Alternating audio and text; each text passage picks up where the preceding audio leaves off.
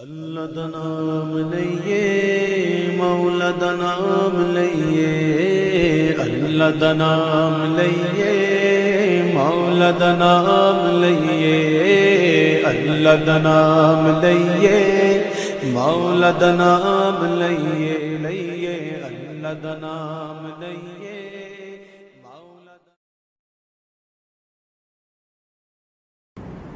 نحمده ونصلي ونسلم على سيدنا ومولانا محمد رسوله النبي الأمين المكين الحنين الكريم الرؤوف الرحيم. أما بعد،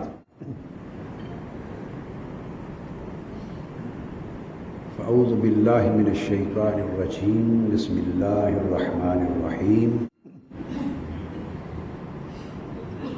يا أيها الذين آمنوا آمنوا صدق الله مولانا العظيم.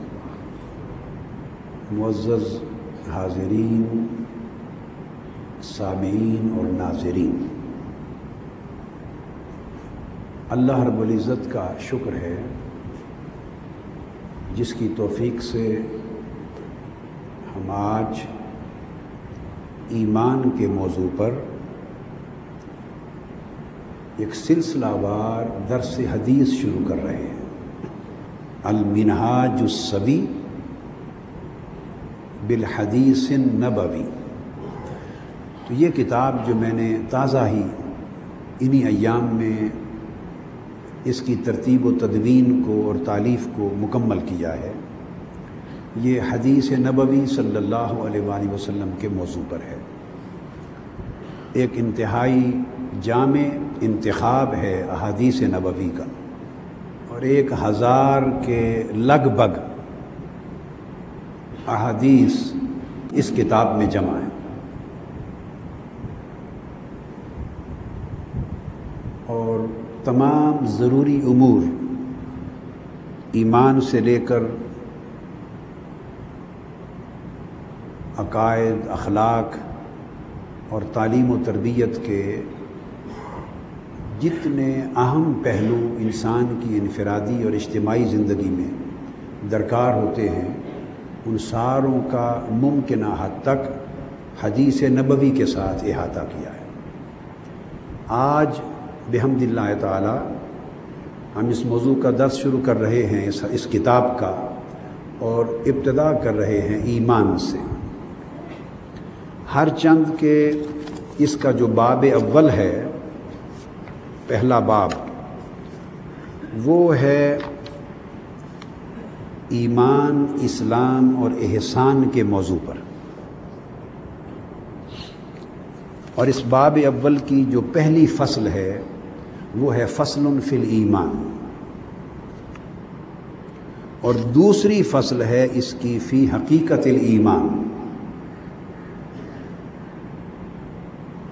درس ترتیب وار تو میں انشاءاللہ ایمان کی فصل سے کروں گا، مگر آج سلسلہ گفتگو اور سلسلہ درس کی ابتدا اور افتتاح میں دوسری فصل کی پہلی حدیث سے کر رہا ہوں، خصوصی برکت کے پیش نظر.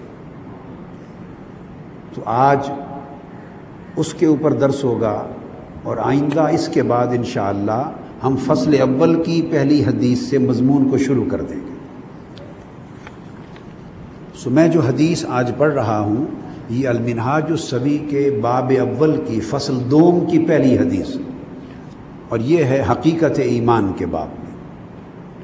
عن عبد السلام ابن ابی صالح ابی السلط الہروی عن علی. اس پوری کتاب میں نے صرف منتہائے سند کو، یعنی صحابی کو ذکر کیا ہے، صحابی کا جس نے حدیث حضور علیہ الصلوۃ والسلام سے روایت کی ہے فقط، اور باقی سند بیان نہیں کی، چونکہ میں نے ہر حدیث کے آخر پر اس حدیث کا مصدر بخاری، مسلم، ترمذی، صحاح ستہ میں سے، صحیحین میں سے پوری حدیث کا کتاب، اس کی جلد، اس کا صفحہ حدیث نمبر اور بہت سارے مراجع تخریج کے ساتھ میں نے دے دیے ہیں، لہذا اسانید پڑھنے کے لیے اہل علم کو آسانی ہے کہ میں نے ہر حدیث کے تمام مراجع اور تخریجات تفصیل سے دے دی۔ صرف اس ایک حدیث کی میں نے سند بیان کی ہے اور اس کی وجہ آپ کو بعد میں عرض کرتا ہوں۔ تو عن ابی السلط الہروی عن علی بن موسیٰ الرضا عن ابیہ موسیٰ الکاظم عن جعفر بن محمد عن ابیہ یعنی عن محمد الباقر عن ابیہ عن علی بن الحسین یعنی علی زین العابدین عن ابیہ یعنی عن الامام حسین عن علی بن ابی طالب رضی اللہ تعالی عنہ قال قال رسول اللہ صلی اللہ علیہ وآلہ وسلم الایمان معرفۃ بالقلب وقول باللسان وعمل بالارکان۔ قال ابو السلط الہروی لو قرئ هذا الاسناد على مجنون لبرأ۔ رواہ ابن ماجہ والطبرانی والبیہقی او کما قال صلی اللہ علیہ وآلہ وسلم۔ اس حدیث کو سیدنا علی بن ابی طالب رضی اللہ تعالی عنہ کرم اللہ وجہہ الکریم، آپ نے روایت کیا حضور علیہ الصلوۃ والسلام سے کہ حضور نبی اکرم صلی اللہ علیہ وآلہ وسلم نے فرمایا کہ ایمان دل سے پہچاننے، زبان سے اقرار کرنے اور ارکان یعنی جسمانی اعضاء سے عمل کرنے کا نام ہے۔ اس حدیث کے راوی ابو السلط الہروی جنہوں نے یہ حدیث سیدنا امام علی بن موسیٰ رضا سے روایت کی، اور امام ابو السلط الہروی سے امام ابن ماجہ نے روایت کی اور اپنی کتاب سنن ابن ماجہ میں اس کی تخریج کی، اس کو درج کیا۔ وہ بیان کرتے ہیں کہ اگر یہ سند، حدیث کی سند، اور سند سے مراد وہ اسماء ہوتے ہیں راویوں کے، راویوں کا وہ چین، وہ سلسلہ ہوتا ہے جو یکے بعد دیگرے حضور علیہ الصلوۃ والسلام سے لے کر حدیث کی تخریج کرنے والے امام تک، جو اپنی حدیث کی کتاب میں اس کو درج کر رہے ہیں، ان تک وہ جو یکے بعد دیگرے سب راوی اس حدیث کو تسلسل سے روایت کرتے ہیں، بیان کرتے ہیں، ان کے اسماء کے پورے سلسلے کو سند کہتے ہیں، اسناد کہتے ہیں۔ تو اب اس کی سند ہے امام علی بن موسیٰ رضا، انہوں نے یہ حدیث سنی اپنے والد سیدنا امام موسیٰ الکاظم سے، انہوں نے یہ حدیث روایت کی اپنے والد سیدنا امام جعفر الصادق سے، انہوں نے یہ حدیث روایت کی اپنے والد سیدنا محمد الباقر سے، انہوں نے یہ حدیث روایت کی اپنے والد سیدنا امام زین العابدین سے، انہوں نے یہ حدیث روایت کی اپنے والد سیدنا امام حسین سے، انہوں نے یہ حدیث روایت کی اپنے والد سیدنا علی بن ابی طالب مولا علی المرتضیٰ سے، اور انہوں نے یہ حدیث روایت کی سیدنا محمد النبی المصطفیٰ صلی اللہ تعالی علیہ وآلہ وسلم سے۔ تو آقا علیہ الصلوۃ والسلام نے فرمایا کہ ایمان دل سے پہچاننے کا نام ہے، زبان سے ماننے کا نام ہے، اور جسمانی اعضاء سے عمل کرنے کا نام ہے۔ یہ اس حدیث کی سند ہے۔ اب امام ابو السلط الہروی جو راوی ہیں امام ابن ماجہ کے، اور امام ابن ماجہ صحاح کے 6 ائمہ حدیث میں سے ایک ہیں۔ اب وہ بیان کرتے ہیں کہ اگر یہ سند حدیث کا متن نہیں، حدیث کا متن نہیں، اگر یہ اسناد یعنی امام علی بن موسیٰ رضا کے نام سے لے کر حضور علیہ الصلوۃ والسلام کے اسم گرامی تک یہ جو پوری سند ہے روایت کرنے والوں کی، اور یہ ائمہ اطہار اہل بیت ہیں سارے، اگر یہ سند کسی پاگل کے اوپر یہ نام، اس سند کے نام پڑھ کر کسی پاگل پر دم کر دیا جائے تو وہ شفا یاب ہو جائے گا۔ یہ خاص بات ہے۔ اور ذخیرہ حدیث میں یہ ایک عجیب بیان ہے جو کسی امام حدیث نے اپنی کتاب میں روایت کیا ہے۔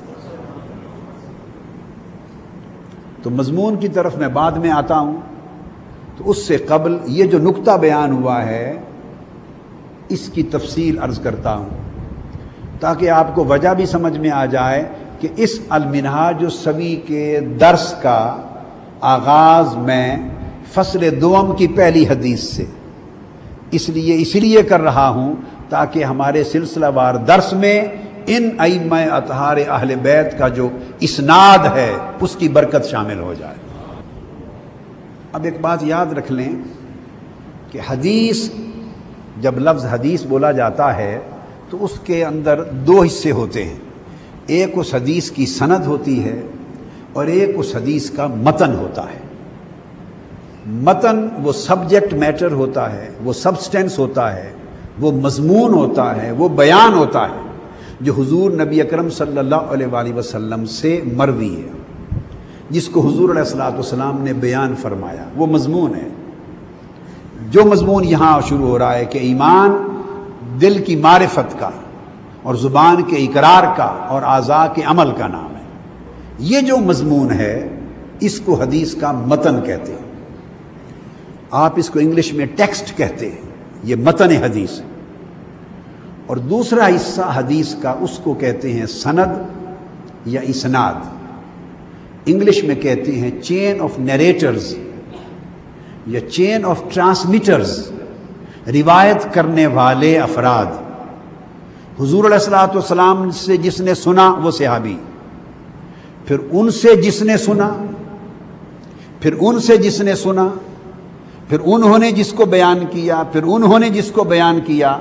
تو آقا علیہ الصلوۃ والسلام سے سننے والے پہلے شخص سے، صحابی سے، وہ سند شروع ہوتی ہے اور ختم ہوتی ہے آ کر اس راوی پر جس سے صاحب کتاب نے، اگر وہ امام بخاری ہیں تو امام بخاری تک، امام مسلم ہیں تو امام بخاری یا مسلم نے جن سے سن کر اپنی کتاب میں روایت کیا۔ اگر امام ترمذی ہیں، ابو داؤد ہیں، نسائی ہیں، ابن ماجہ ہیں، تو انہوں نے صاحب ظاہر ہے اپنے ایک شیخ سے، اپنے استاد سے سنا اور ان سے سن کر اس پوری سند کے ساتھ جو انہوں نے بیان کی اپنی کتاب میں روایت کر دی۔ تو اس صحابی سے لے کر اس امام حدیث صاحب کتاب کے شیخ تک جن سے انہوں نے سن کر روایت کی، یہ جو 2 انتہاؤں کے درمیان ایک چین ہے، ادھر امام بخاری، مسلم، ترمذی، ابو داؤد، نسائی یا ابن ماجہ ہیں، کتاب کے مصنف، مؤلف، اور ادھر آقا علیہ الصلوۃ والسلام ہیں اس مضمون کو بیان فرمانے والے۔ تو صحابی سے لے کر شیخ تک، اس امام کے شیخ تک، یہ جو پورے نام ہیں اس کو سند اور اسناد کہتے ہیں۔ اب قول ہے امام ابو السلط الہروی کا، اور یہ کون ہیں؟ یہ امام ابن ماجہ کے شیخ ہیں، یہ وہ بزرگ ہیں جن سے امام ابن ماجہ نے اس حدیث کو سنا ہے، روایت کیا، قول ان کا ہے، مگر ابن ماجہ میں اس قول کو بیان کرنے والے امام ابن ماجہ ہیں، وہ جو صحاح 6 کے 6 اماموں میں سے ایک امام ہے۔ تو جب یاد رکھ لیں کسی کا قول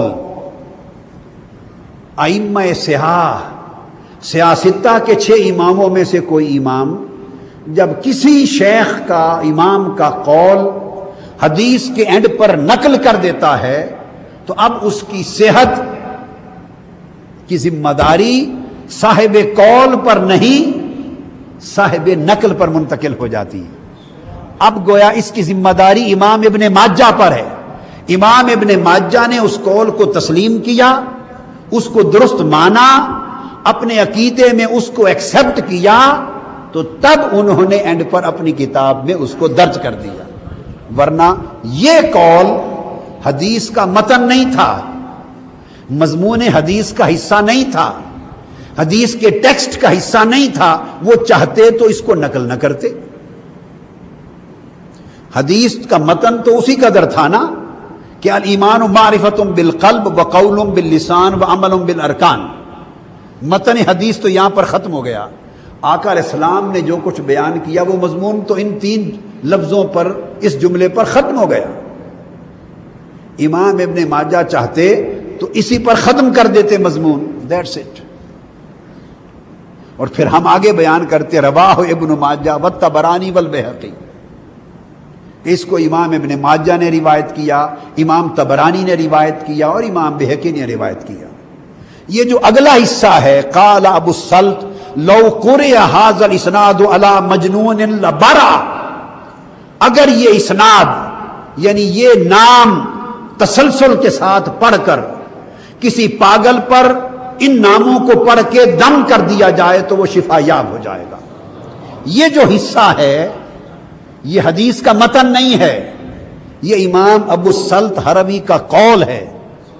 اس قول کو درست مانا ہے امام ابن ماجہ نے، اس قول کی صحت کو تسلیم کیا ہے۔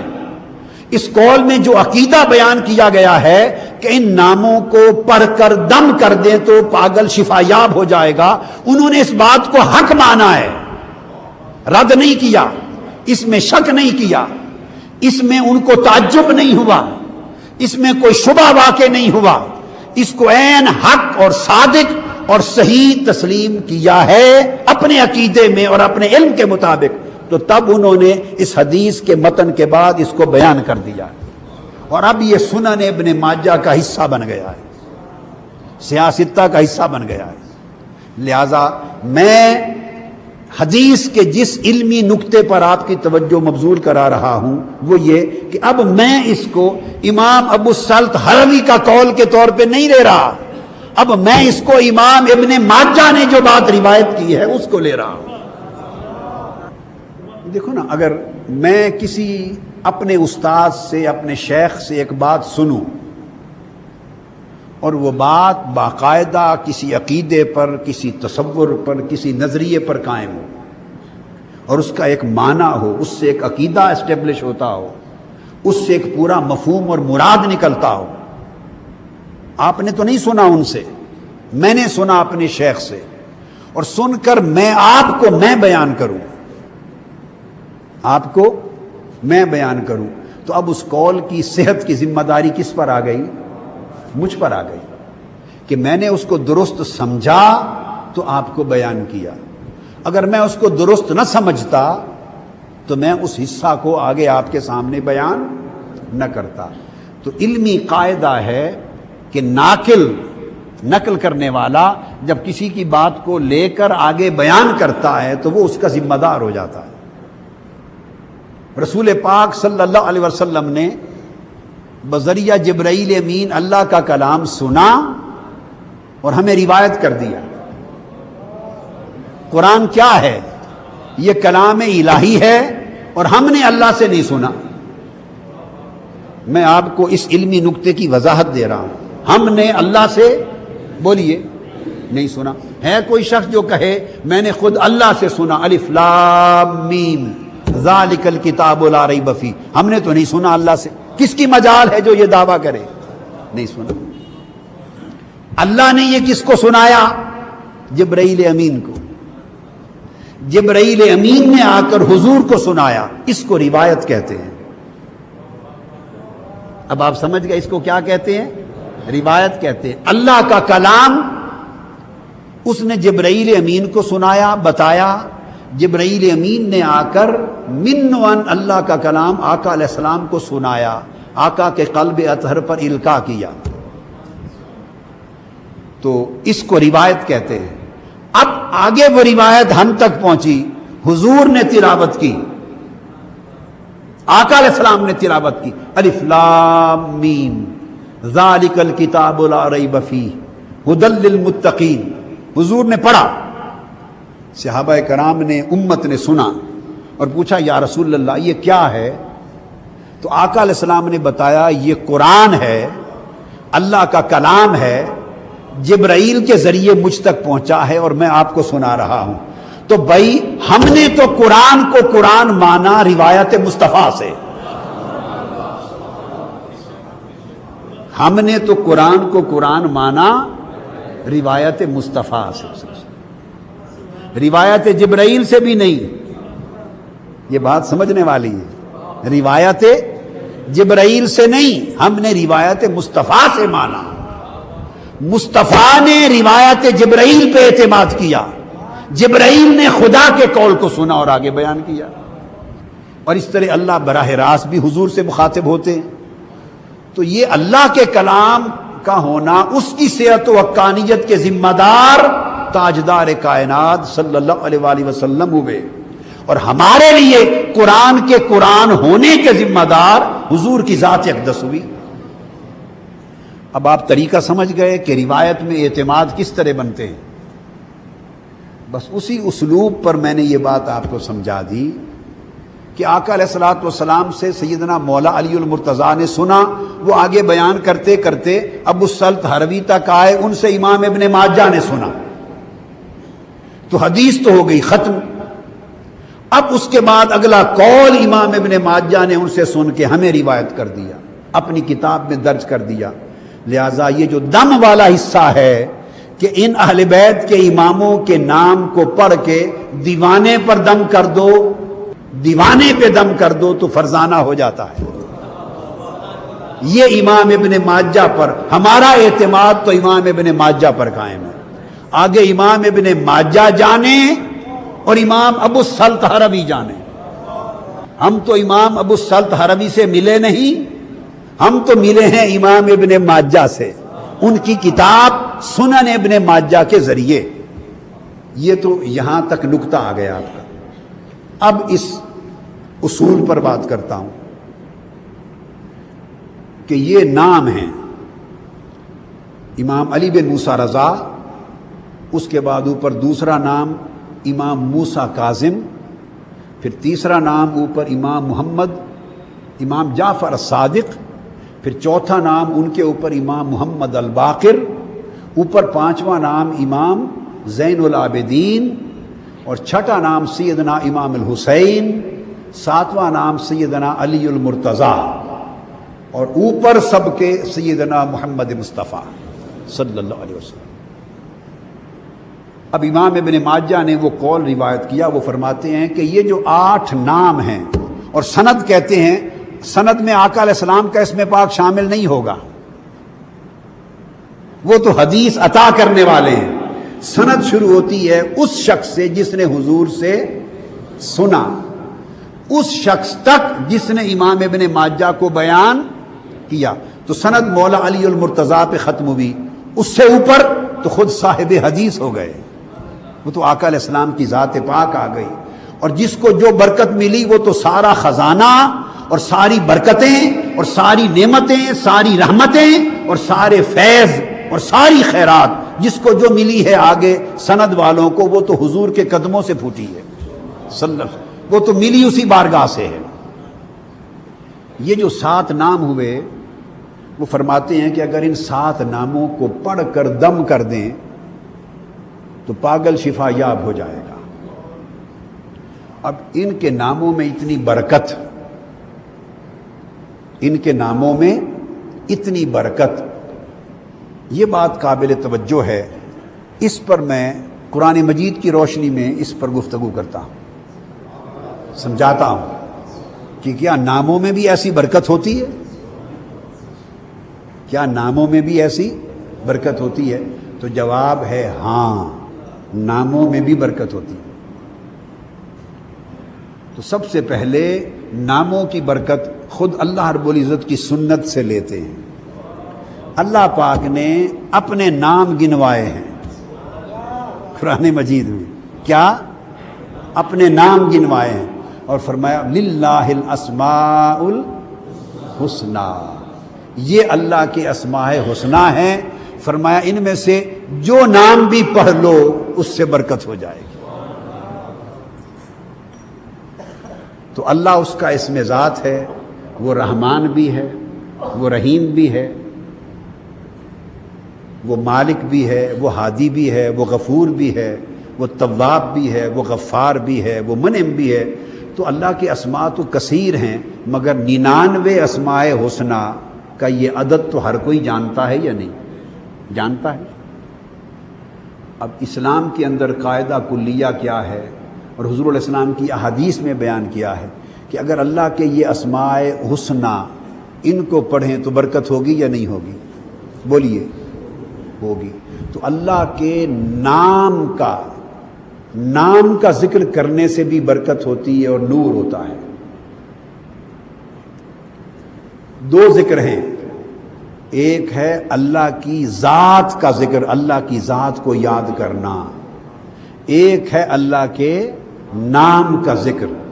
فرمایا یا ایھا الذین آمنوا اذکروا اللہ ذکرا کثیرا، اے ایمان والو اللہ کو بہت یاد کیا کرو، اللہ کو بولیے بہت یاد کیا کرو، اللہ کا ذکر کیا کرو، اللہ کو بہت یاد کیا کرو۔ تو اللہ کو یاد کرنا یہ تو ہو گیا اللہ کی ذات کا ذکر۔ اب دوسرے مقام پر فرمایا وَاذْكُرِ اسْمَ رَبِّكَ وَتَبَتَّلْ إِلَيْهِ تَبْتِيلًا، وہاں تھا اللہ کی ذات کو یاد کیا کرو، یہاں فرمایا اللہ کے نام کو جپا کرو، اللہ کے نام کو جپا کرو۔ تو پتہ چلا ذات کا ذکر کرنا بھی حکم الہی ہے اور اس کے ناموں کا ذکر کرنا بھی حکم الہی ہے۔ وَاذْكُرِ اسْمَ رَبِّكَ، اللہ کا نام جپا کرو۔ وہ فرماتا ہے نام جپو میرا نام، ہو جائیں گے سب کام۔ نام جپو میرا نام جپا کرو، تمہارے سارے کام ہو جائیں گے۔ یہ جو قرآن مجید پڑھتے ہیں اور ہر کام شروع کرتے ہیں تو آقا علیہ السلام نے کیا حکم فرمایا؟ ہر کام سے پہلے کیا پڑھو؟ بسم اللہ الرحمن الرحیم، شروع اللہ کے نام سے۔ یہ نہیں فرمایا کہ شروع اللہ کی یاد سے، یہ نہیں فرمایا۔ آپ بات کو سمجھے ہیں؟ یہ نہیں فرمایا کہ شروع اللہ کی یاد سے، بولیے نا، یہ نہیں فرمایا بذکر اللہ الرحمن الرحیم، نہیں فرمایا۔ اللہ کے ذکر سے شروع کرتا ہوں جو رحمان و رحیم ہے، اللہ کی یاد سے شروع کرتا ہوں جو رحمان و رحیم ہے، یہ نہیں فرمایا۔ فرمایا لوگوں ذات تک پہنچنا تو اگلا مرحلہ ہے، پہلے نام سے تعلق تو بناؤ، پہلے نام سے جڑو، پھر نام مجھ سے جوڑ دے گا۔ اور قاعدہ بھی ہے جس کسی سے محبت ہو جائے تو پہلے اس نام سے محبت ہوتی ہے۔ آدمی کثرت سے کسی نہ کسی بہانے محبوب کا نام لیتا ہے، بولیے لیتے ہو کہ نہیں؟ کثرت سے کسی نہ کسی بہانے محبوب کا نام لیتا ہے، اور نام کوئی لے تو اس کو اچھا لگتا ہے، اور پھر پوچھتا ہے کی آخیا جے، کس کا نام لیا تسی؟ پوچھتا ہے کس کا نام لیا ہے، کیا کا سنا ہوتا ہے اس نے، جان بوجھ کے مچلا بنتا ہے کہ اس کا نام پھر لے، اس کا نام پھر لے۔ جب فرشتے جاتے ہیں، اللہ کو بعض بندوں سے محبت ہوتی ہے، اللہ کو بعض بندوں سے محبت ہوتی ہے، تو ان کے پاس سے جب فرشتے صبح اور شام کو جاتے ہیں، انہیں ذکر کرتا چھوڑ کر، عبادت کرتا چھوڑ کر، تو اوپر جا کے اللہ کے حضور پیش ہوتے ہیں، تو اللہ تعالیٰ پوچھتا ہے کتھوں آئے ہو؟ ہائے ہائے ہائے، فرشتوں سے پوچھتا ہے من این جئتم، تم کہاں سے آئے ہو؟ کیوں پوچھتا ہے؟ اور حدیث پاک میں آقا علیہ السلام نے فرمایا، بخاری اور مسلم شریف میں، وَهُوَ أَعْلَمُ، آقا نے فرمایا حالانکہ وہ خود ان سے زیادہ بہتر جانتا ہے، وہ زیادہ بہتر جانتا ہے کہ کہاں سے آئے ہیں۔ وہ فرشتوں سے بھلا کیوں پوچھ رہا ہے؟ کیا اس لیے پوچھ رہا ہے کہ اس کو علم نہیں؟ تو پوچھنا لا علمی کی دلیل نہیں ہوتی۔ بعض لوگوں کو بڑے مغالطے لگتے ہیں، آقا علیہ السلام نے پوچھ لیا تو بعض لوگ سمجھتے ہیں اگر حضور کو علم ہوتا تو پوچھتے کیوں؟ نادان لوگوں، پوچھنا لا علمی نہیں ہوتا۔ پوچھنے کا مطلب ہمیشہ لا علمی نہیں ہوتا، پوچھنے کے کئی راز ہوتے ہیں، تمہیں کیا خبر پوچھنے والا کس خیال سے پوچھ رہا ہے۔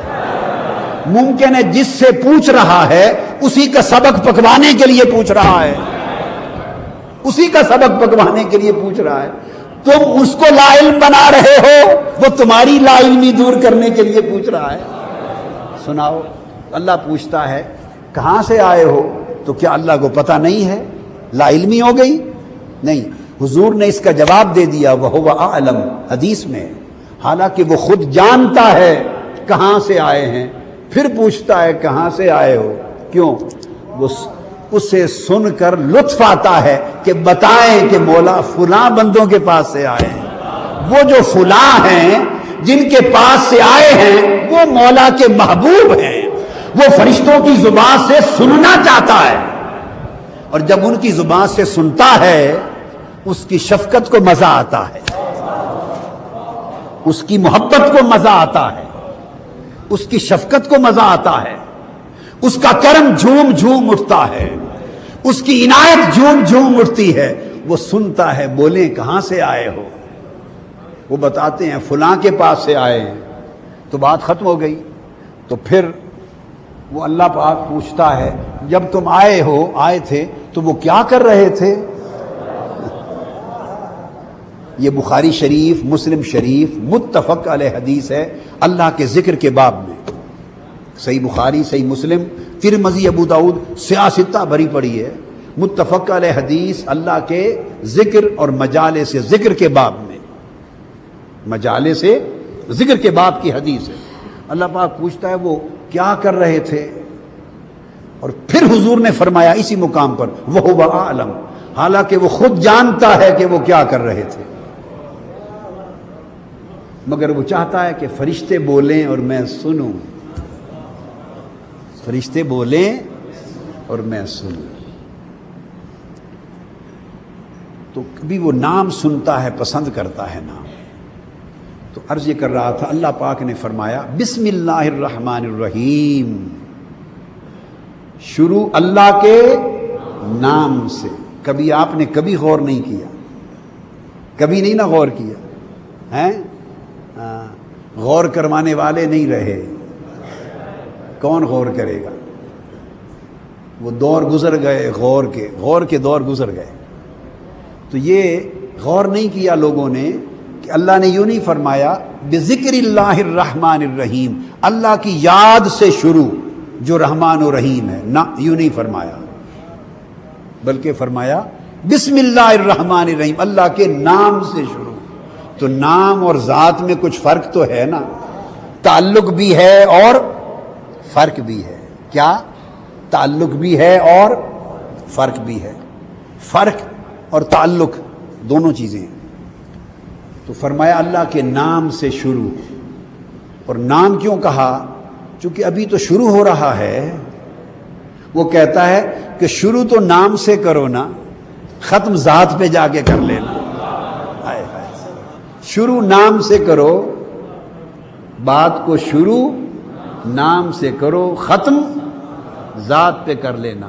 ذکر جب چھڑ گیا قیامت کا، بات پہنچی تیری جوانی تک، تو بات کہیں سے شروع ہوتی ہے اور کہیں پہ جا کے ختم ہوتی ہے۔ تو فرمایا شروع میرے نام سے کر لو، ختم میری ذات پہ کر دینا۔ تو میں نے یہ نام اور ذات کا ایک تعلق سمجھایا ہے۔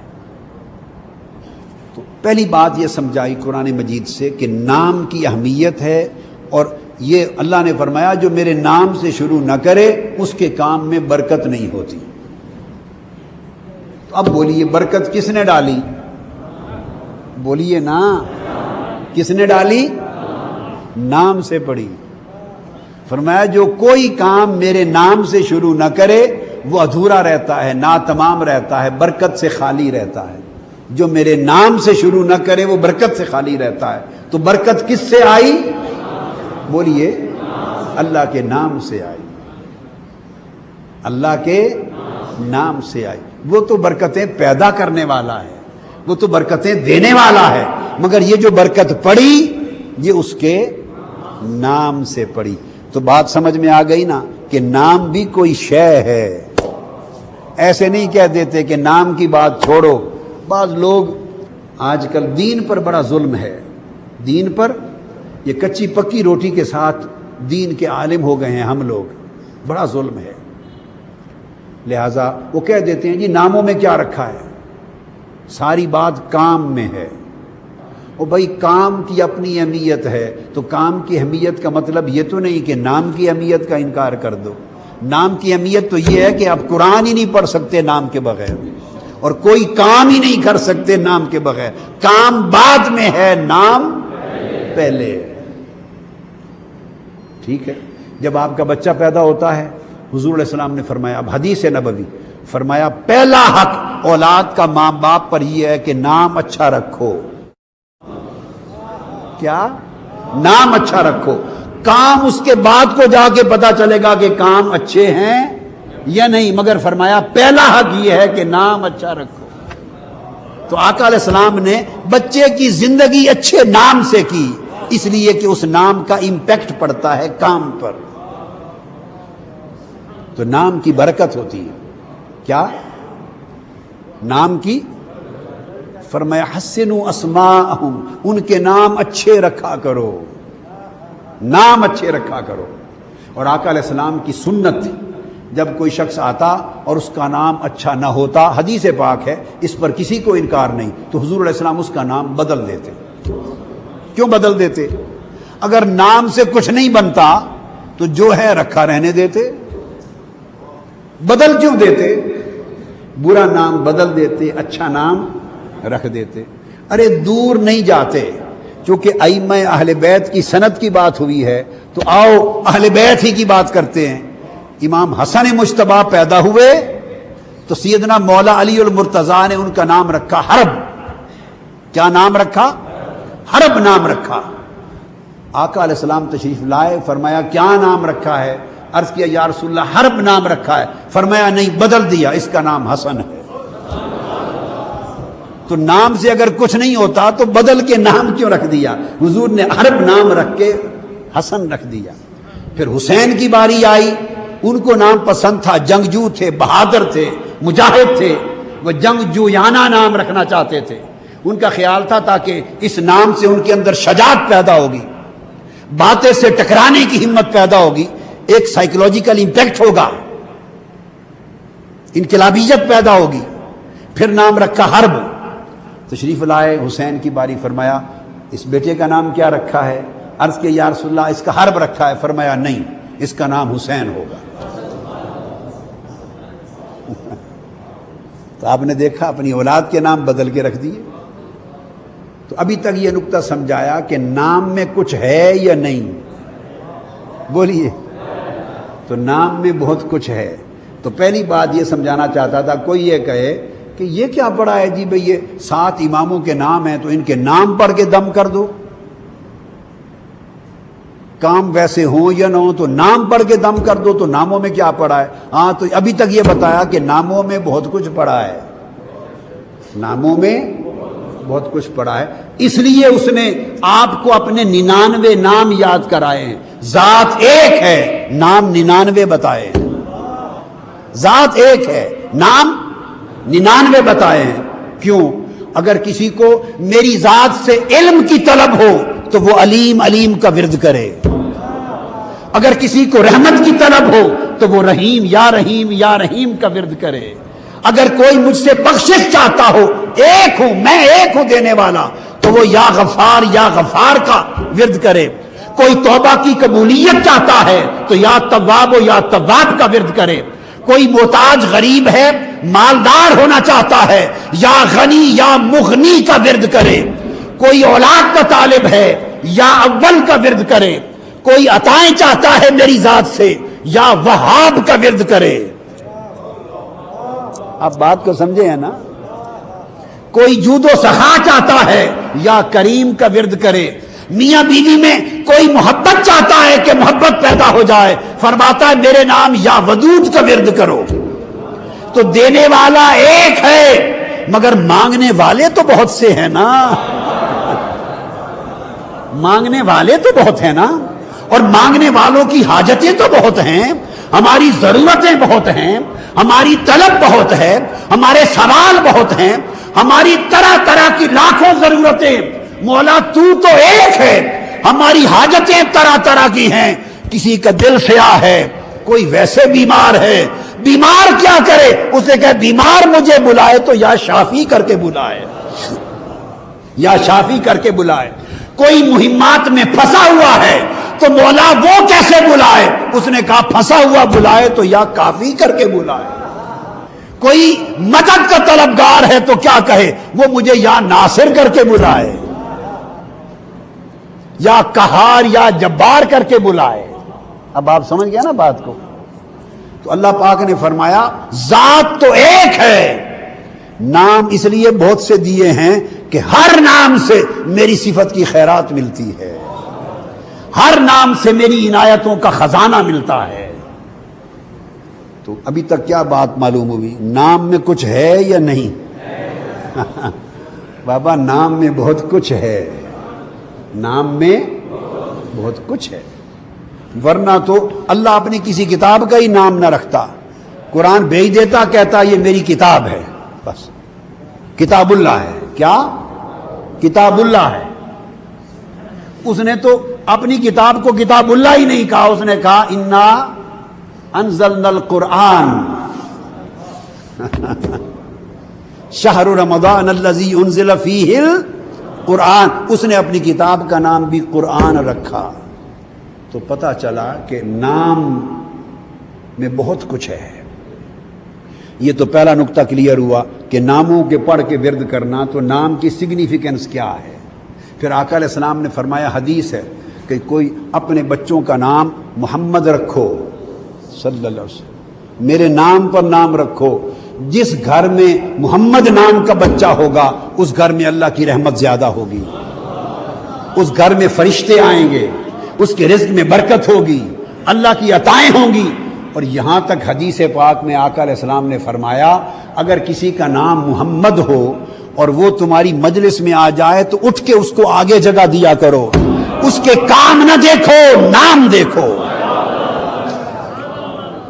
کام اچھے ہیں تو ویسے ہی آپ عزت کر لیں گے، اگر کام اچھے ہیں تو ویسے ہی عزت کر لیں گے۔ فرمایا وہ تو ہو گئی کاموں کی عزت، تقویٰ کی عزت، لیکن فرمایا سٹوری وہاں پر ختم نہیں ہوتی۔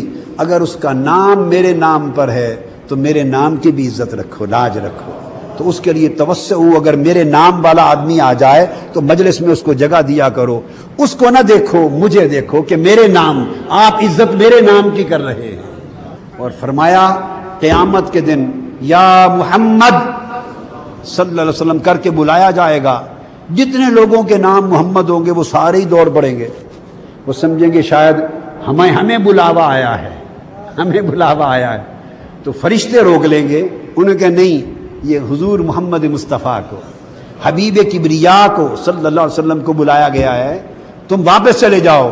اللہ پاک فرمائے گا مغالطے میں آ گئے ہیں، نام تو میرے مصطفیٰ کے نام کا ہے نا، جس کا نام محمد ہے واپس نہ موڑو، آنے دو،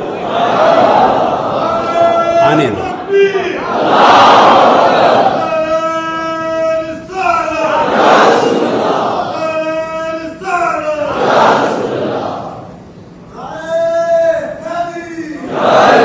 تو یہ آپ سمجھ گئے نام میں کیا اہمیت ہوتی ہے۔ ایسے نام پڑھ کے پھونک مار دینی تو شفا ہو جاتی تھی، نہ کوئی آیت، نہ حدیث، نہ ورد، نہ وظیفہ۔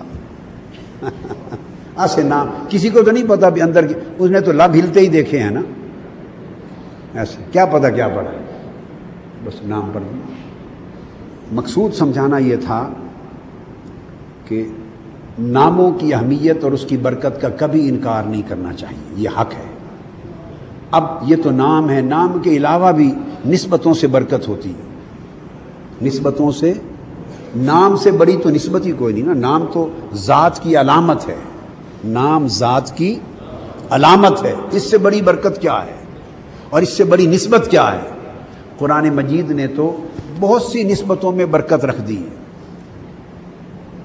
قرآن مجید کی طرف آئیے، ارشاد فرمایا، آقا علیہ الصلوۃ والسلام کے معراج پاک کا ذکر کیا، فرمایا سبحان الذی اسری بعبدہ لیلا من المسجد الحرام الی المسجد الاقصی الذی بارکنا حولہ، پاک ہے وہ ذات جو اپنے عبد مقرب کو لے گئی رات کے تھوڑے سے لمحہ میں مسجد حرام سے مسجد اقصی تک۔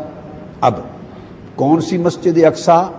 الذی بارکنا حولہ، وہ مسجد اقصی جس کے ماحول کو، ارد گرد کو ہم نے برکت دے رکھی ہے، یعنی القدس، ملک فلسطین، کنعان، ملک شام کا وہ خطہ، ملک شام کا وہ خطہ، فرمایا بارکنا حولہ، اس کے ارد گرد کے علاقے کو ہم نے برکت والا بنا دیا، مبارک بنا دیا۔ تو مسجد اقصی تو ہوئی مسجد، اللہ کا گھر، وہ تو ہوا قبلہ اول، وہ ہوا القدس، لیکن بات یہاں القدس کی نہیں ہو رہی، بات ہو رہی ہے بارکنا حولہ، جس کے ارد گرد کے علاقے کو ہم نے مبارک بنا رکھا ہے۔ وہ علاقہ کیا ہے؟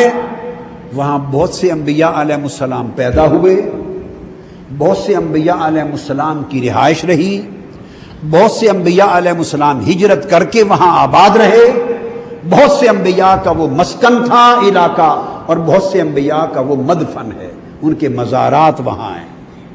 چونکہ بہت سے انبیاء علیہ السلام کے مولد ہیں، ولادت کی جگہیں ہیں، ان کے مسکن ہیں، ان کے مدفن ہیں، یا ان کے گھر ہیں یا ان کے در ہیں، یا ان کے گھر ہیں یا ان کے در ہیں، یعنی مزارات ہیں، دربار ہیں۔ چونکہ ارد گرد کے ماحول انبیاء کے گھروں اور دروں کی وجہ سے اللہ پاک نے فرمایا اس ارد گرد کے علاقے کو ہم نے برکت دے دی ہے۔ تو جہاں اللہ کے بندے رہتے ہیں اس کے ارد گرد کی پوری لوکیلٹی اور علاقہ اللہ کی بارگاہ میں بابرکت ہو جاتا ہے۔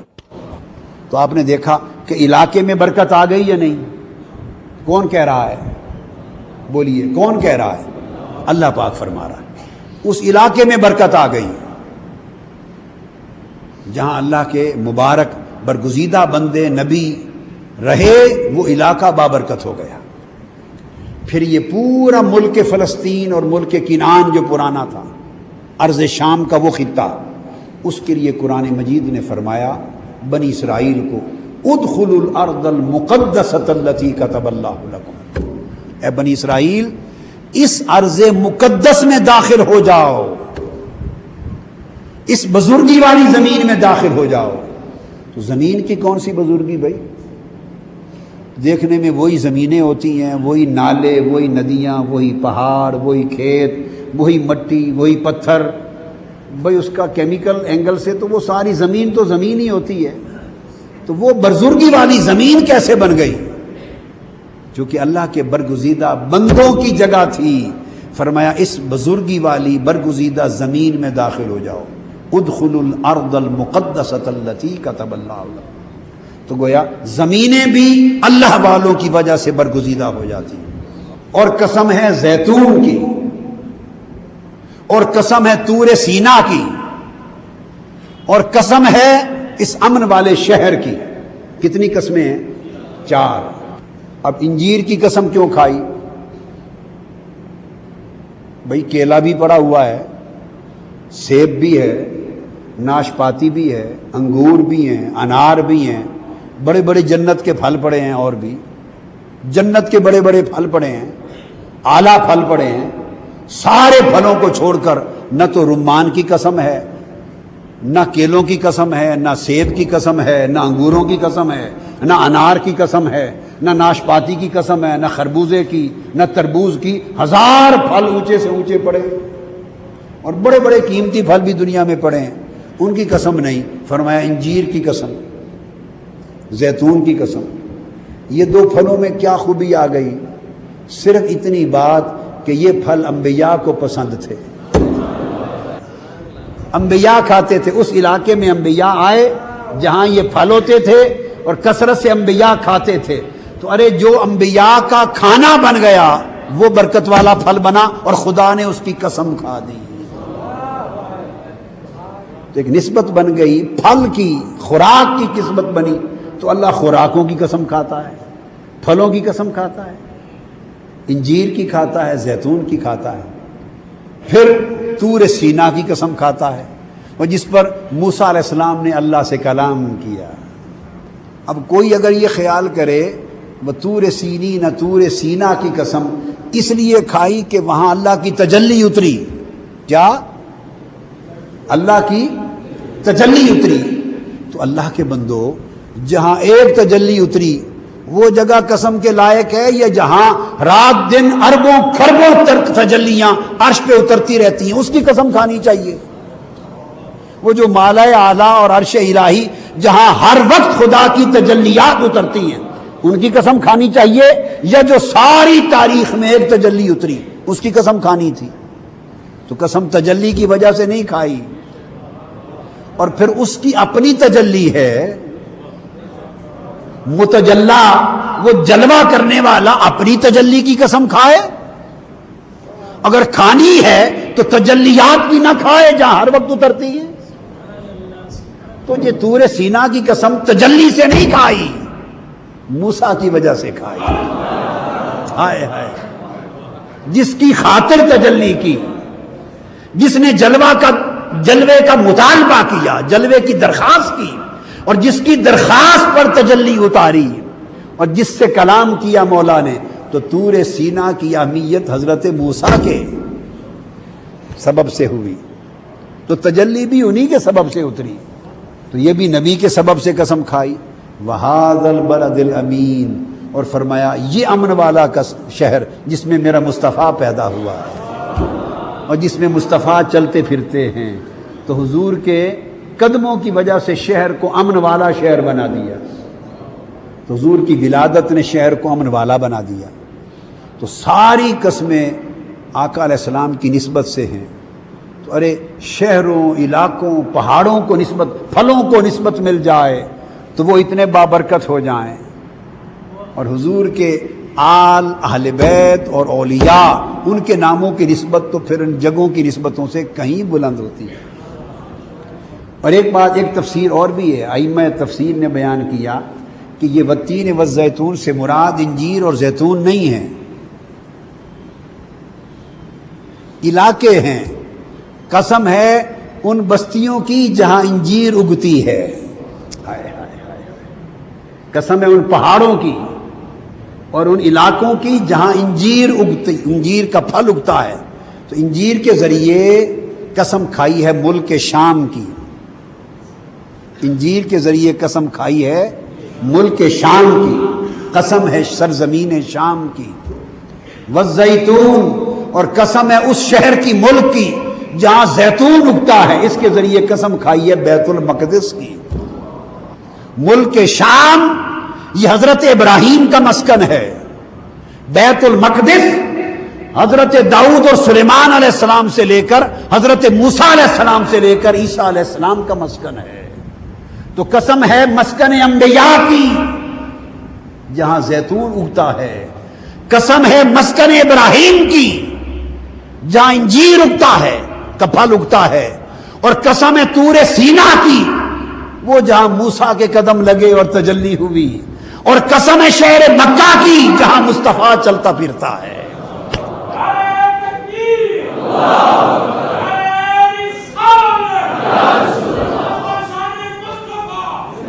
تو آپ نے دیکھا تو اللہ پاک کس طرح نسبتوں سے کی قسمیں کھاتا ہے، شہروں کی قسمیں کھاتا ہے، پہاڑوں کی قسمیں کھاتا ہے، پہاڑوں کی، حتیٰ کہ جن گھوڑوں پر اس کے محبوب کے صحابی بیٹھ کر جہاد کرتے ہیں، اور وہ گھوڑے جب پتھریلی زمین پہ چلتے ہیں اور ان کی ٹاپوں سے پتھر سے جب رگڑ ہوتی ہے تو تو چنگاریاں نکلتی ہیں، وہ کہتا ہے مجھے ان چنگاریوں کی بھی قسم۔ تو ان چنگاریوں میں بھی کچھ ہے یا نہیں؟ ہے یا نہیں؟ قسم جو کھائی ہے۔ تو ان گھوڑوں کی ٹاپوں میں بھی کچھ ہے یا نہیں؟ گھوڑوں میں بھی کچھ ہے یا نہیں؟ کیوں بھائی؟ اپنا کسی میں کچھ نہیں، سارا کچھ اس نسبت سے ہے، سارا کچھ اس نسبت سے ہے۔ یہ جب آپ بات سمجھ گئے، یہاں ایک لطیفہ مجھے یاد آیا، وہ حضرت حاجی امداد اللہ مہاجر مکی رحمۃ اللہ علیہ کا بیان ہے۔ ان کی مجلس میں حضرت حاجی امداد اللہ مہاجر مکی رحمۃ اللہ علیہ ہندوستان کے بڑے بڑے اکابر علماء دیوبند کے بھی وہ پیر و مرشد ہیں، اور بھی بہت سارے مشائخ اور علماء کے پیر و مرشد ہیں، بڑی برگزیدہ شخصیت۔ تو حاجی امداد اللہ صاحب مہاجر مکی رحمۃ اللہ علیہ کی مجلس میں ایک شخص نے، ایک عالم دین بیٹھے تھے، ایک شخص نے بات کر دی بغداد شریف کی، کوئی تذکرہ کر دیا کہ بغداد شریف اور اجمیر شریف، کسی ضمن میں اس طرح شہروں کا نام لیا اور ساتھ شریف کہہ دیا، بغداد شریف اور اجمیر شریف کی کیا بات ہے، ایسے کہہ دیا۔ وہ مولانا صاحب بیٹھے تھے، انہوں نے اعتراض کر دیا، اس نے کہا بھئی یہ اجمیر ہے، شریف کیسے ہو گیا؟ اور بغداد ہے، وہ شریف کیسے بن گیا؟ اس نے کہا شہر ہیں، شہروں جیسے شہر ہیں، تو آپ بغداد کہیے، اجمیر کہیے، یہ شریف کیسے بن گئے؟ حاجی امداد اللہ مہاجر مکی رحمۃ اللہ علیہ چونکہ صوفیاء میں سے تھے، اہل اللہ عرفاء میں سے تھے، تو وہ پھر اللہ والے جھگڑا نہیں کرتے، اللہ والے حکمت کے ساتھ بات سمجھا دیتے ہیں، اور غیر اللہ والے جھگڑا کرتے ہیں، غیر اللہ والے جھگڑا کرتے ہیں، اہل اللہ نہیں کرتے۔ آپ چپ کر گئے، تھوڑی دیر میں ایک اور صاحب مجلس میں آئے، وہ اس عالم دین کو جانتے تھے، تو وہ مجلس میں بیٹھتے ہی سلام کیا، اور سلام کر کے اسی عالم سے مخاطب ہو کے انہوں نے پوچھا کہ حضرت آپ کے مزاج شریف کیسے ہیں؟ انہوں نے کہا حضرت آپ کے مزاج شریف کیسے ہیں؟ تو جو حضرت صاحب تھے، حضرت مولانا صاحب، انہوں نے کہا الحمدللہ نہایت اچھے ہیں۔ بس بات ہو گئی۔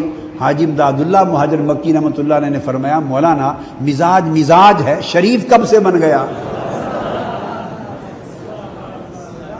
مزاج تو مزاج ہے، آپ کا مزاج شریف کب سے بن گیا؟ تو کہا اگر آپ کا مزاج شریف ہو سکتا ہے تو بغداد اجمیر کو بھی بخش دیجئے، وہ بھی شریف ہو سکتے ہیں۔ یہ آپ کا مزاج ہے، شریف ہے، وہ غوث العظم کا شہر ہے، وہ خواجہ اجمیر کا شہر ہے۔ تو جب شرافت نسبت سے ہوتی ہے، شرافت نسبت سے ہوتی ہے، اگر برے لوگ بھی بستے ہوں تو اس نسبت میں برے لوگوں کو نہیں دیکھتے، برے لوگوں کو نہیں دیکھتے۔ تو رب نے جس سرزمین کو الارض المقدسۃ التی کتب اللہ لکم کہا، اس میں نافرمان یہودی بھی تو بستے تھے، نافرمان یہودی بھی بستے تھے۔ اور جس سرزمین کو اللہ نے فرمایا المسجد الاقصی الذی بارکنا حولہ، ارد گرد کے علاقے کو مبارک کر دیا، وہاں بھی نافرمان یہودی اور نصارہ بستے تھے، نافرمان بستے تھے، حضور کے منکر بستے تھے، اسلام کے منکر بستے تھے۔ لیکن جب اللہ نے ان زمینوں کو شریف کہنا چاہا تو ادھر دھیان نہیں کیا، وہ شرافت والوں کی طرف دھیان کیا۔ تو یہ نسبت جو ہے وہ برکتوں کی نسبت ہوتی ہے۔ اس کے علاوہ لوگ بستے ہوں تو بھلا بستے پھریں، ہمارا کیا بگڑتا ہے؟ اللہ پاک کا جو کرم ہے، وہ جب کرم کرتا ہے تو وہ اپنے محبوب بندوں کو دیکھ کے نسبت شرف کی دے دیتا ہے، گناہ گاروں کو نظر انداز کرتا ہے۔ یہ تمام مثالیں قرآن مجید سے اور حدیث سے صرف اس لیے دی کہ بات سمجھ میں آ جائے کہ ناموں کی نسبت آقا نے فرمایا خیر القرون قرنی ثم الذین یلونہم ثم الذین یلونہم، سب سے اعلیٰ زمانہ میرا زمانہ ہے جس میں میں سانس لیتا ہوں، پھر میرے صحابہ کا زمانہ، پھر تابعین کا زمانہ۔ تو ارے جن میں برگزیدہ نفوس نے سانس لیے اور وہ رہے، وہ زمانے سب زمانوں سے افضل ہو گئے یا نہیں؟ بولیے، افضل ہو گئے نا. تو ارے نام کو نسبت ہو جائے کسی برگزیدہ سے تو نام میں برکت آ جاتی ہے، علاقے کو نسبت ہو جائے تو علاقہ مبارک ہو جاتا ہے.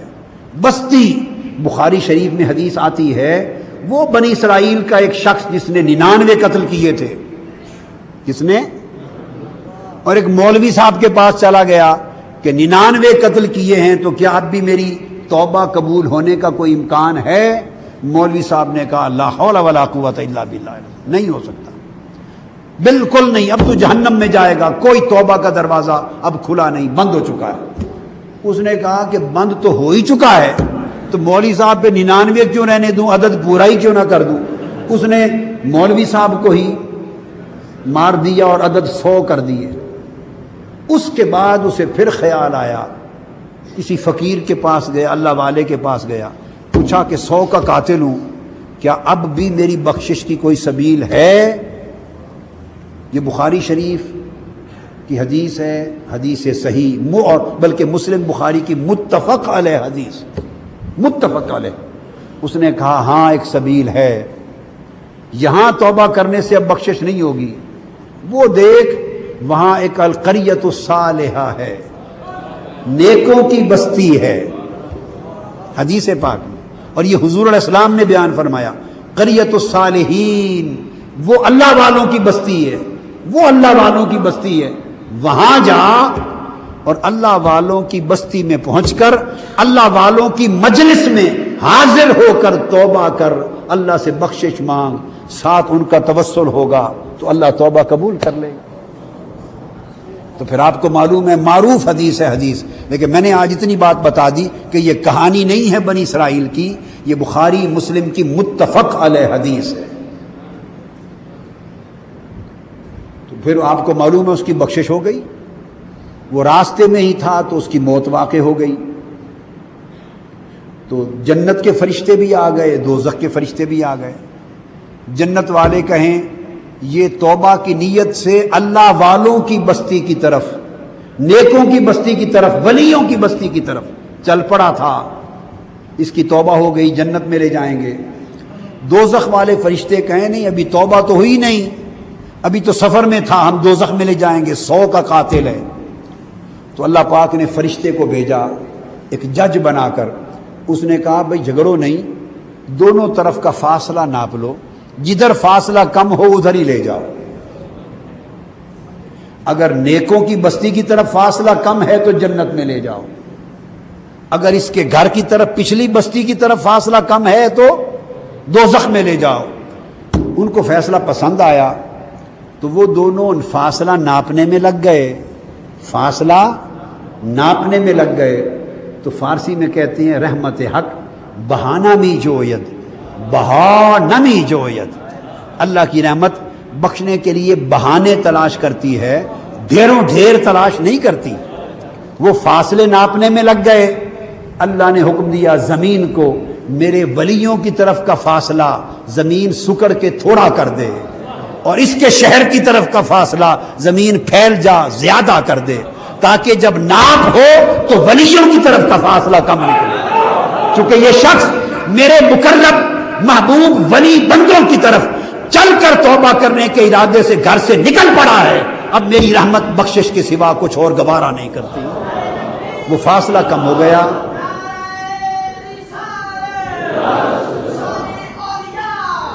فاصلہ کم ہو گیا، فاصلہ کم ہو گیا تو اللہ پاک نے بخش دیا. تو اس حدیث میں لفظ کیا استعمال ہوئے؟ القریۃ الصالحہ. تو بھئی بستی تو بستی ہوتی ہے، صالحہ کہاں سے بن گئی؟ بھئی بستی میں تو گھر ہوں گے، گلیاں ہوں گی، دکانیں ہوں گی، بھئی بستی اسی کو ہی کہتے ہیں نا. تو بستی ہے، وہ صالحہ کب سے بن گئی؟ بھئی جب سے صالح لوگ اس میں بسنے لگے بستی صالحہ ہو گئی. تو اللہ والے جہاں بستے ہیں اللہ پوری بستی اور بستی والوں پہ کرم کر دیتا ہے. لوگ اللہ والوں کی برکت سے بہت کچھ کھاتے رہتے ہیں مگر ان کو ہوش نہیں ہوتی، ان کو خبر نہیں ہوتی کہ کتنا نفع اللہ والوں کی طرف سے ملتا رہتا ہے.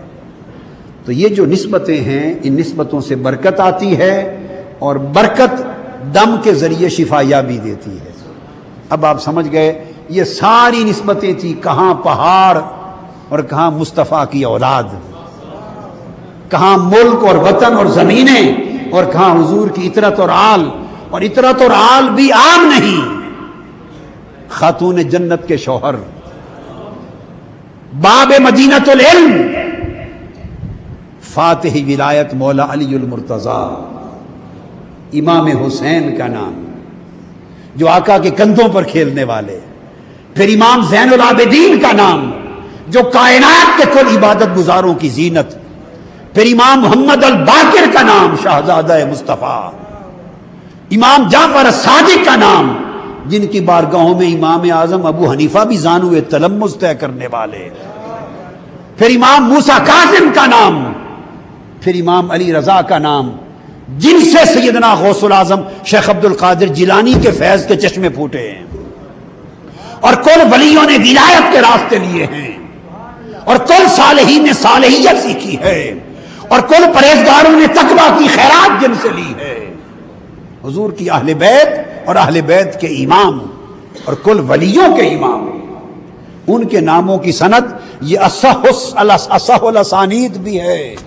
یہ اثبت الاسانید بھی ہے، یہ اکمل الاسانید بھی ہے، یہ اقرب الاسانید بھی ہے، یہ احسن الاسانید بھی ہے۔ تو ان کے ناموں کو کہا کہ ان ائمہ اطہار کے برگزیدہ مقدس ناموں کو پڑھ کر جو دم کر دے اللہ اس پاگل کو شفا دے دیتا ہے، مگر اسی پاگل کو شفا ہوگی جو اس گل کو مانے گا۔ جو پاگل یہ گل نہیں مانتا، یہ بات نہیں مانتا، اس کے لیے کوئی شفا نہیں ہے۔ تو دم کرنے کی زبان بھی پاک ہونی چاہیے۔ ہم لوگوں نے دم کو تماشا بنا لیا ہے سوسائٹی میں، نہ نماز، نہ روزہ، نہ حج، نہ زکوٰۃ، نہ تقویٰ، نہ طہارت، نہ حلال و حرام کی پرواہ، نہ طہارت کی پرواہ، زبان سے گالی گلوچ، غیبت، چغلی، جھوٹ، کبر، تکبر، حسد، بغض اور اناد، ظاہر باطن گندگی اور غلاظت سے بڑے ہوئے ہیں، اور پیسے لے کے دم کا کاروبار کرتے ہیں۔ یہ دم نہیں ہے، یہ تماشا ہے۔ یہ دم نہیں ہے، یہ تماشا ہے۔ تو پڑھ کے دم کرنا بابرکت اسماء کا، زبان بھی برکت والی ہو،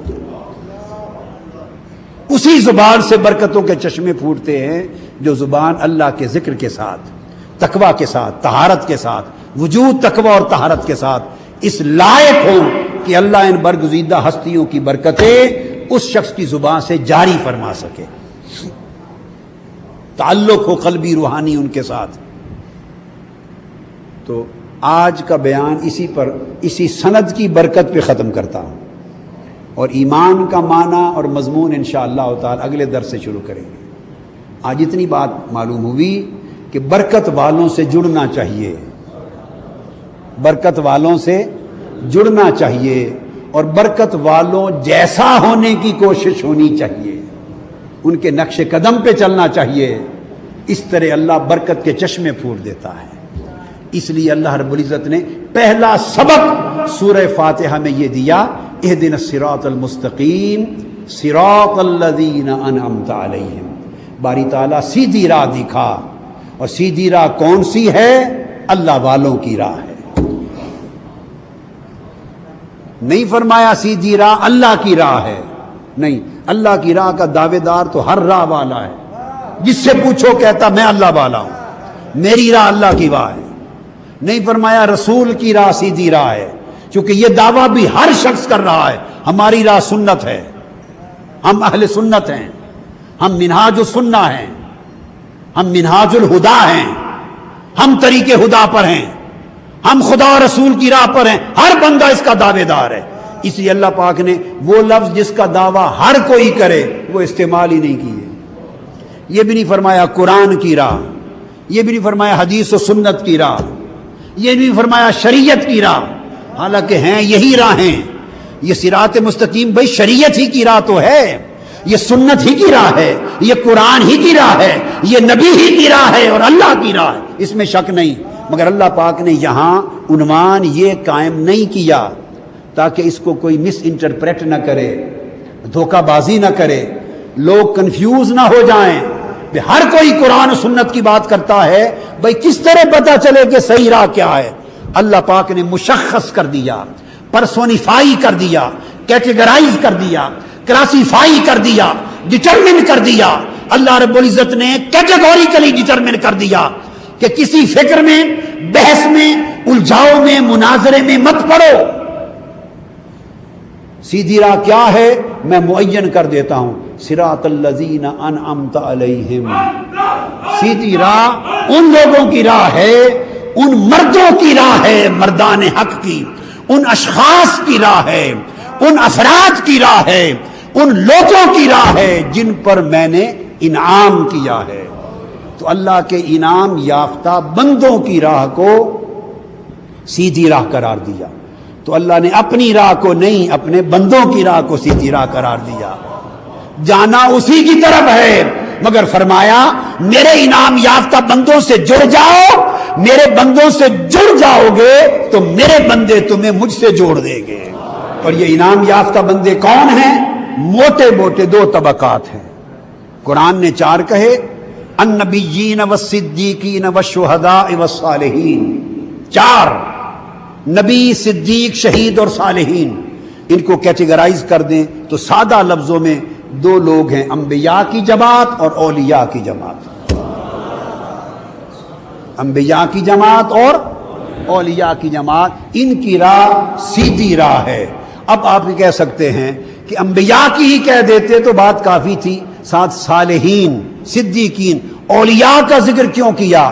بھائی بڑا سادہ سا جواب ہے، اللہ آپ کی سمجھ میں ڈال دے۔ وہ یہ اس لیے ذکر کیا کہ انبیاء کا آنا اب بند ہو چکا، اب انبیاء کی راہ دکھانے کے لیے اولیاء آتے رہیں گے، اولیاء آتے رہیں گے۔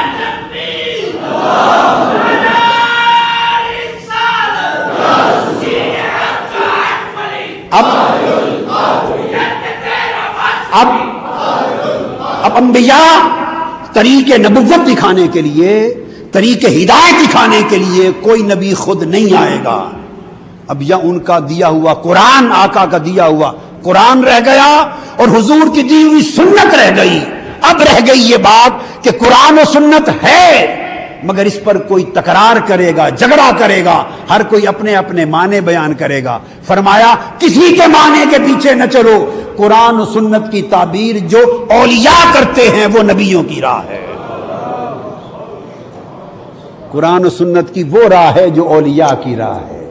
فرمایا صراط الذین انعمت علیہم، انعام یافتہ بندوں کی راہ وہ نبیوں کی راہ اور ولیوں کی راہ ہے۔ تو آپ نے دیکھا اس سورہ فاتحہ میں بھی اللہ پاک نے اللہ والوں سے جوڑ دیا، اللہ پاک نے اللہ والوں سے جوڑ دیا، نسبت دے دی، برگزیدہ بندوں کی نسبت دے دی۔ تو برگزیدہ بندوں کی نسبت میں برگزیدگی ہوتی ہے، برکت والوں کی نسبت میں برکت ہوتی ہے، اللہ والوں کی نسبت سے اللہ ملتا ہے، خیر والوں کی نسبت سے خیرات نصیب ہوتی ہے، نیکی والوں کی نسبت سے نیکی ملتی ہے۔ اللہ رب العزت ہمیں اس کو سمجھنے کی بھی توفیق دے اور اپنی زندگیوں میں اسے اتار لینے کی بھی توفیق دے۔ ہم زبانی کلامی واہ واہ کرنے والے نہ رہیں بلکہ عمل میں ان حقیقتوں کو ڈھال لینے والے بن جائیں۔ وما علینا الا البلاغ۔